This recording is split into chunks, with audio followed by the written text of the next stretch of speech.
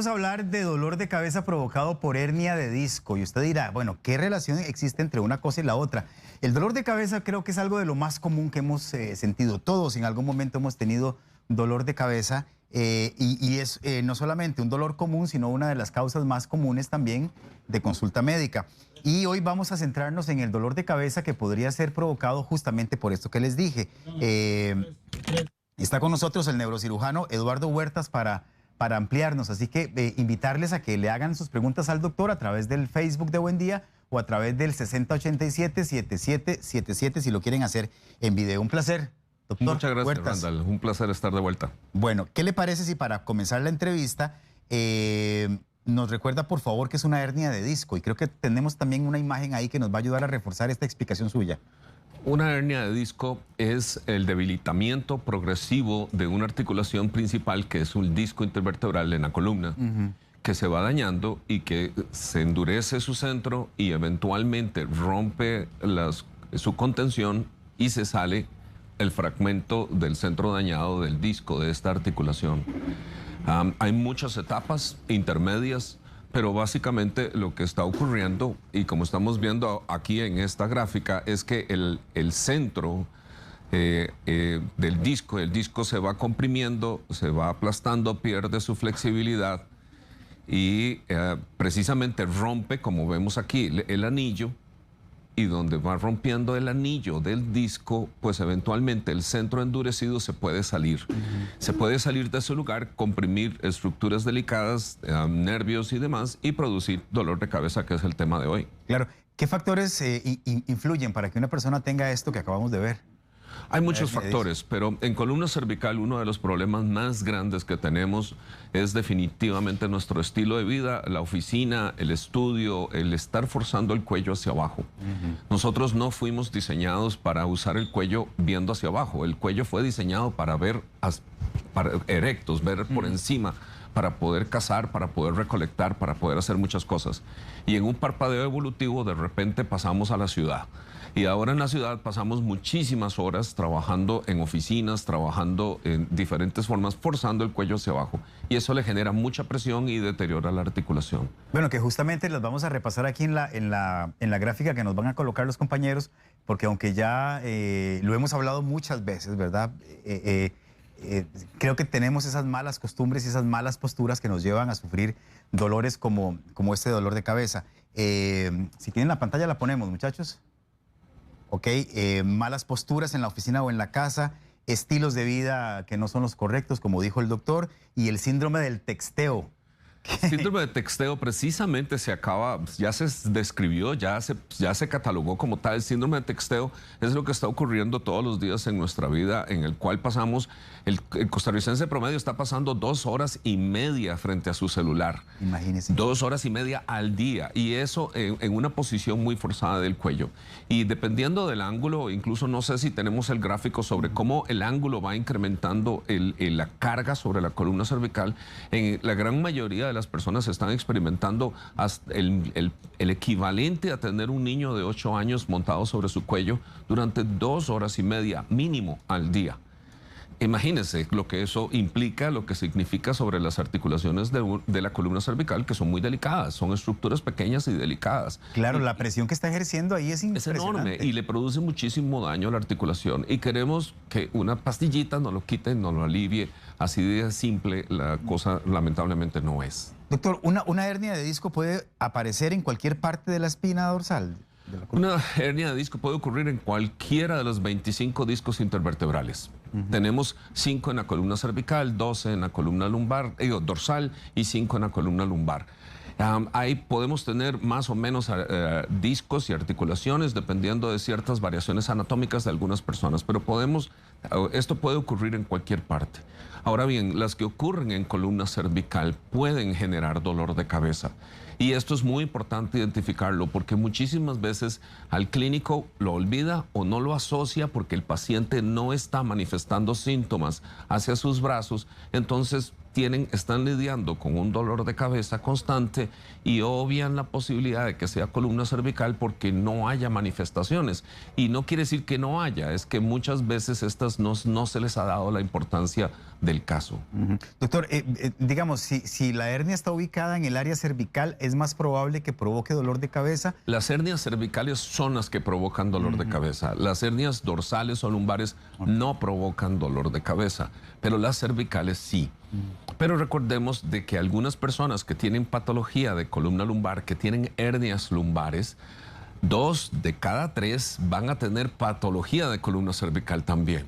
Y su primera manifestación va a ser dolores de cabeza. Entonces, muchos de estos pacientes saben que tienen problemas en columna lumbar y viera cómo me duele la cabeza también. Y creen que son cosas totalmente diferentes y resulta que es patología lumbar y patología cervical, solamente que con manifestaciones diferentes. Y la patología cervical, los problemas en columna cervical, sin duda en muchos pacientes genera dolor de cabeza. Ok, quería preguntarle también y que nos explique ¿cómo es este dolor de cabeza? ¿Es un dolor de cabeza focalizado? ¿Es un dolor de cabeza punzante que tiene picos de intensidad o que es más bien constante? Es muy interesante, Randall, porque con muchísima frecuencia es mal interpretado como migraña.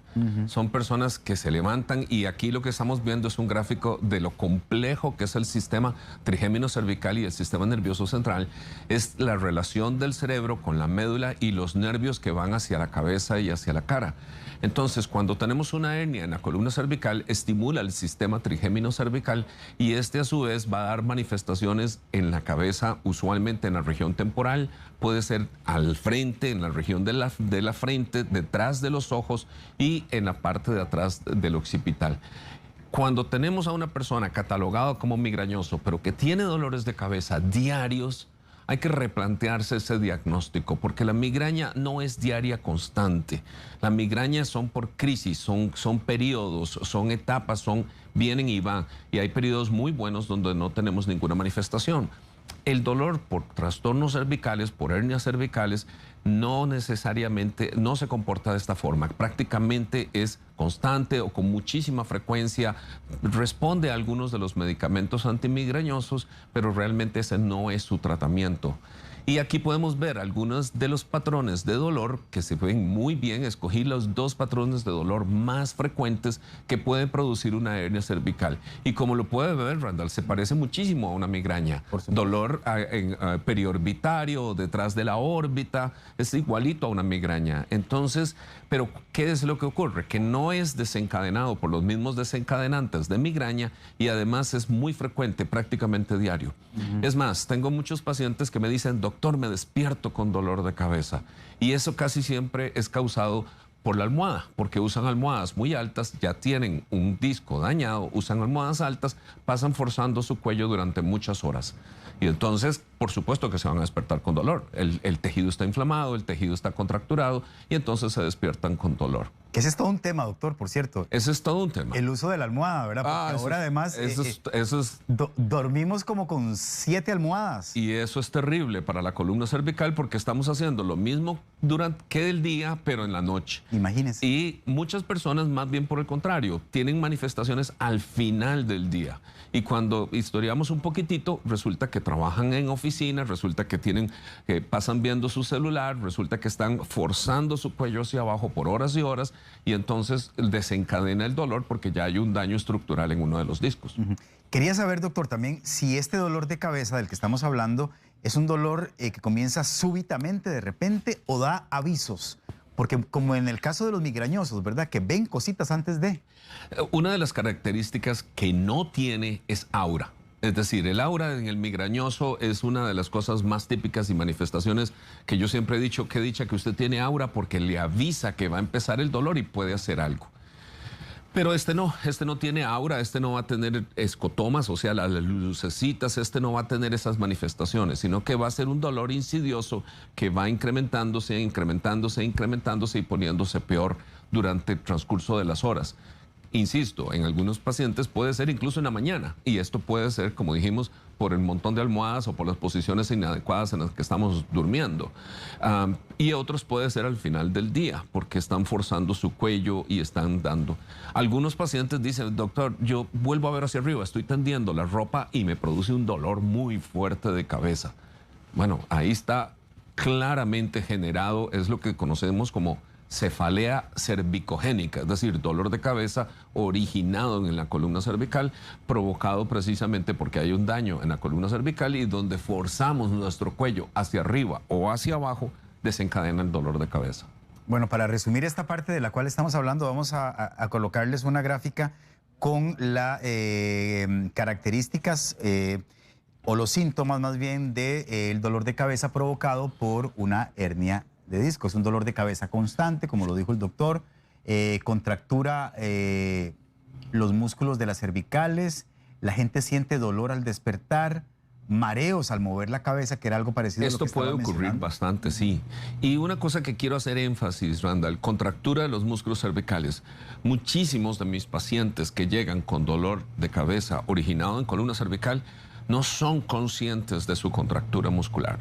Han tenido contractura muscular por tantos años literalmente, que lo ven como algo normal. Tener los músculos del cuello y del trapecio duros como piedras y ni siquiera lo manifiestan porque todos mis pacientes tienen que llenar un gráfico de dolor y ni siquiera lo apuntan como si fuera una zona dolorosa. ¿Por qué? Porque el dolor crónico, pues lidian con él, ya están acostumbrados y ni siquiera piensan en eso. Uno los examina y tienen los músculos como tablas. Entonces, caramba, el dolor de cabeza está interactuando directamente con su columna cervical o viceversa. Y es importante ser consciente de eso. Claro, y el último de los síntomas que está incluido en la gráfica es que este dolor irradia hacia los brazos. Particularmente los discos bajos de la columna cervical, cuando son los que son la causa, pueden tener manifestación hacia los brazos. No es obligatorio, como un síntoma obligatorio, pero sí puede estar relacionado. Doctor, ¿cómo hacen ustedes el diagnóstico? ¿Cómo hacen para determinar que ese dolor de cabeza con el que llega el paciente está provocado por una hernia? Primero, hay que tener una alta sospecha clínica. Es decir, hay que tenerlo como uno de los diagnósticos más frecuentes hoy por hoy, simple y sencillamente por nuestro estilo de vida. Nuestro estilo de vida ha cambiado mucho en los últimos 50 años y ahora nosotros pasamos mucho más tiempo frente a procesadores, computadoras, tabletas y demás. Entonces, tener una alta probabilidad diagnóstica. Segundo, examinar al paciente. Casi siempre todos estos pacientes tienen contractura cervical. Es muy inusual de que haya dolor de cabeza originado por un problema en columna cervical sin contractura muscular, porque eso es un reflejo de protección que está haciendo el cuerpo. Número 2. Número 3, cuando tenemos sospecha, hacemos radiografías dinámicas de la columna cervical para ver cómo se comporta radiológicamente y muchas veces lo complementamos con estudios de resonancia magnética de columna cervical para ver las estructuras blandas que no se ven en una radiografía. Entonces es necesario a veces complementar para hacer el diagnóstico puntual y decidir el tratamiento específico dependiendo de cada situación y cada caso. Bueno, 9:28 de la mañana. Justamente vamos a hablar de los tratamientos luego de la pausa comercial aquí con el doctor Eduardo Huertas, porque hay varios tratamientos y el doctor nos va a explicar por lo menos los más importantes, los que más están utilizando para que tengamos toda la información completa y podamos tomar las mejores decisiones. Así que vamos a ir con Nancy primero, luego una pausa y venimos para completar la entrevista. Muchas gracias. Bueno, continuamos nuestra conversación con el doctor Huertas del dolor de cabeza provocado por hernias de disco. Y les dije antes de irnos a la pausa que íbamos a hablar de tratamientos. Y hay uno, doctor, que estaba leyendo que se llama técnica percutánea, que quería que nos explicara usted qué es. Quiero, antes, Randall, tomarme la libertad de explicar una cosa. No es blanco y negro. No tenemos o el disco bien o una hernia. Hay una gran gama de grises en el intermedio, es decir, daños progresivos en el disco que pueden generar diferentes tipos de problemas, incluyendo hernias de diferentes tipos y etapas. Hay hernias centrales, hernias laterales, hernias centrolaterales, hay hernias contenidas, hernias extruidas, así que todas estas variaciones son importantes para determinar el tratamiento. Las hernias contenidas, como por ejemplo en el caso de este modelo, que lo tenemos aquí y se los voy a mostrar, esta es una hernia contenida en contraposición con una hernia extruida. La hernia déjelas ahí, doctor, para que la cámara pueda captarlas claramente, sí. Ok. La hernia contenida, que está a la derecha de la pantalla, es una hernia que es potencialmente tratable con una técnica percutánea. Es decir, no requiere cirugía. Lo que hacemos es que introducimos una pequeña fibra de radiofrecuencia para cauterizar las fibras, para reducir la hernia y contraer el disco. Y entonces de esta manera lo manejamos ambulatoriamente con una sedación, ni siquiera con anestesia, y con anestesia local. La hernia extruida, por otra parte, no es... Que se sale un poquito, ¿verdad? Que se rompió el disco y se salió. Entonces, por otra parte, esta no es tributaria a un tratamiento percutáneo. Esta potencialmente puede ser quirúrgica. Pero lo que quiero dejar claro es de que no es todo o nada. No es que tengo una hernia o no tengo una hernia. No, es que hay muchas etapas. Incluso, voy a poner una tercera opción, incluso tenemos esto, que muchas veces es mal catalogado como hernia de disco, esto, y realmente lo que tenemos es una degeneración de toda la articulación, un deterioro de toda la articulación. El disco es cierto, está herniado, pero toda la articulación está dañada, está rota, y entonces hay situaciones en las cuales tenemos que reemplazar la articulación y colocar un implante en lugar de esta articulación que está dañada. Igual como lo hacemos, por ejemplo, como lo hacen los ortopedistas en cirugía de cadera, que reemplazan la articulación, igual que se hace en otras articulaciones. En columna hay situaciones muy específicas y muy especiales dependiendo de cada paciente, en lo cual también tenemos que hacer lo mismo con un disco. Doctor, ¿cómo se determina quiénes requieren cirugía, por ejemplo? Bueno, depende de muchos factores, pero fíjese que son 5 niveles, y dependiendo de cada nivel y dependiendo de qué tan salido está el disco y cuáles son los síntomas. Está haciendo compresión medular. Este es un paciente potencialmente quirúrgico. No está haciendo compresión medular y lo que está haciendo es solo dolor. No está salida, sino que solamente tenemos un abombamiento, pues este es un paciente que potencialmente se puede manejar con técnicas percutáneas, con inyecciones intraespinales, con una variedad y con una gama de tratamientos no quirúrgicos antes de tener que pasar a una cirugía, que están disponibles y que la gran mayoría de los pacientes, más de un 90% de los pacientes con problemas de discos, no terminan en cirugía y no requieren cirugía. Se pueden manejar con técnicas de inyección o técnicas percutáneas o asociados a terapia física y otra serie de maniobras que precisamente lo que vienen es a reducir el abombamiento del disco y por ende mejorar los síntomas o aliviarlos por completo. Doctor, ¿una cirugía garantiza que la hernia no se vuelva a formar? Una cirugía de reemplazo de la articulación garantiza que no se vuelva a formar la hernia en ese segmento, porque se reemplaza toda la articulación, se coloca un implante, entonces no se va a volver a formar una hernia. Sin embargo, recordemos que en la columna cervical tenemos 5 articulaciones, 5 discos, y estos 5 discos me reemplazaron resulta que el otro puede dar lata unos años después. Y para muestra un botón, Randall, yo tengo 3 cirugías de columna cervical en 3 diferentes etapas a lo largo de un periodo de varios años. ¿Por qué? Porque tenía problemas que fueron abordados individualmente, no era necesario una gran cirugía inicialmente, pero que fueron necesarios reparar. Y eso es lo que puede ocurrir. Y algunas personas se frustran porque, caramba, ya me operaron una vez y me tienen que operar otra vez. Lo van a operar otra vez porque ahora tiene problema en otro segmento. Y muchas veces ocurre esto porque seguimos abusando y haciendo daño a la columna, no hacemos caso, ya me alivié y sigo haciendo la vida como yo quiera y no me porto bien. No aprendemos. No aprendemos. Bueno, vamos a terminar la entrevista con prevención, ¿verdad? El doctor nos preparó una gráfica con algunas recomendaciones. Y la primera de ellas es justamente lo que estamos hablando, ¿verdad? La postura correcta. La postura. Postura es de lo más importante. Toda la columna debe tener la mejor postura posible. Nuestra espalda debe estar erguida, porque si tenemos los hombros caídos, pues el cuello asume una postura inadecuada y por ende entonces está en una situación forzada que lo deteriora de manera significativa.